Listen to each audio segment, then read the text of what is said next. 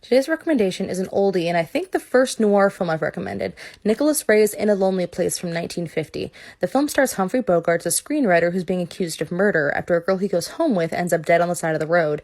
He insists she just stopped by to talk, and then he sent her home in a taxi, but his flippant and deadpan attitude make him look suspicious to the cops.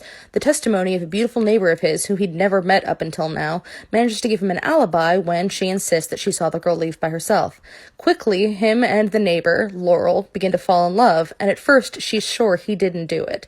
However, as they start to date and she gets to know him, she starts to see the angry side of him. She starts to see these fits of rage he's capable of, even toward complete strangers. She's afraid of losing this new love she's found if she goes, but she fears for her life if she stays. And the police have more and more questions as time goes on.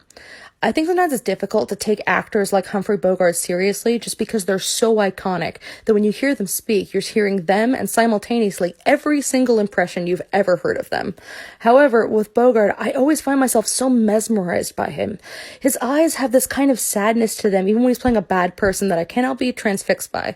And yes, if you're watching this movie, obviously, he is much older than this woman, and that can make the romance kind of weird. However, I sort of believe it here. I think they have this really beautiful chemistry and this great vulnerability with each other that I kind of believe this romance.